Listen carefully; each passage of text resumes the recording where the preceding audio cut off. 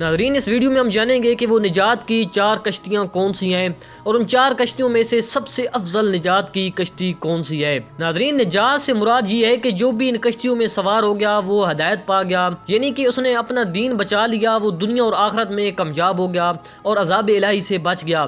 جو بھی ان میں سوار نہ ہوا اس کا دین برباد ہو گیا، وہ دنیا میں بھی تباہ و برباد ہے اور آخرت میں بھی اس کے لیے اللہ کے پاس عذاب ہے۔ ناظرین ویڈیو شروع کرنے سے پہلے ریکویسٹ ہے کہ ویڈیو کو لائک کر دیں اور چینل کو سبسکرائب کرنا بالکل نہ بھولیں۔ ناظرین سب سے پہلی کشتی جو نجات کی ہے، جو بہت ہی مشہور و معروف ہے اور آپ اکثر اور بیشتر سنتے رہتے ہیں کہ وہ حضرت نوح علیہ السلام کی کشتی ہے، جیسا کہ قرآن مجید میں ارشاد ہے کہ اور ہماری نگاہوں کے سامنے ہماری وحی کی نگرانی میں کشتی تیار کرو۔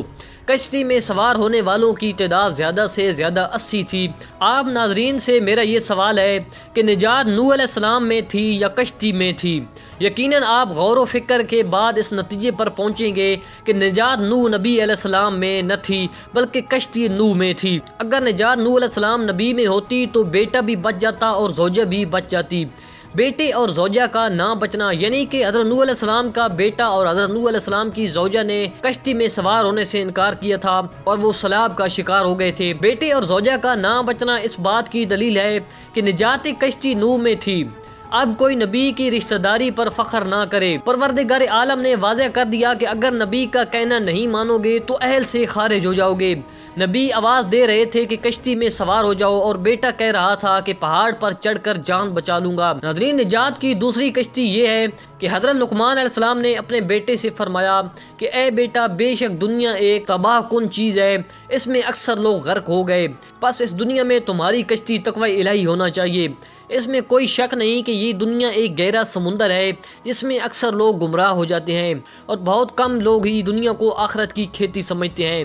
انسان اس دنیا کے رنگ و روب میں ڈھل جاتا ہے، دنیا کی آسائش اور ہریالیاں انسان کو اپنی طرف جذب کر لیتی ہیں اور انسان اس تباہ کن دنیا میں غرق ہو جاتا ہے۔ اس لیے لقمان حکیم اور انبیاء ائمہ طاہرین کی سیرت یہی رہی ہے کہ تقوی الہی اختیار کریں۔ ناظرین امام حسین علیہ السلام نے صبح عاشور اپنے اصحاب سے فرمایا کہ اے اللہ کے بندو خدا سے ڈرو اور دنیا سے بچو، خدا نے دنیا کو فانی ہونے کے لیے خلق کیا ہے۔ دنیا پست گھر اور اس میں رہنے کی مدت بہت کم ہے، پس آخرت کے لیے توشہ اختیار کرو کیونکہ آخرت بہترین توشہ تقوی الہی ہے اور اسی میں کامیابی ہے۔ تو ناظرین یہ تھی دوسری کشتی اور اب تیسری کشتی کی بات کرتے ہیں۔ رسول اکرم نے فرمایا کہ تم میں سے میری اہل بیت کی مثال کشتی نوح جیسی ہے، جو اس میں داخل ہوا نجات پا گیا اور جس نے دوری اختیار کی وہ غرق ہو گیا۔ واضح مثال حضرت ہور کی ہے کہ امام حسین علیہ السلام کے پاس آئے نجات پا گئے اور شمر لائن نہیں آیا ہلاک ہو گیا۔ ناظرین محترم نجات نوح علیہ السلام میں نہ تھی، کشتی نوح میں تھی اور اہل بیت علیہ السلام کی مثال نوح کی کشتی کی طرح ہے۔ یقیناً رسول خدا کے بعد اہل بیت پر ایمان لانا ہوگا، ان کی ولایت کا اقرار کرنا ہوگا، بغیر ولایت کے کوئی عمل قابل قبول نہیں ہے۔ اب ہم ناظرین بات کرتے ہیں چوتھی کشتی کی۔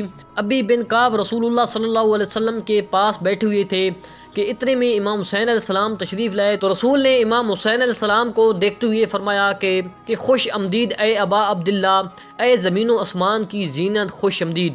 جب یہ جملہ ابی بن کعب نے سنا تو کہا کہ اے اللہ کے رسول، کیا آپ کے علاوہ بھی کوئی زمین و آسمان کی زینت ہو سکتا ہے؟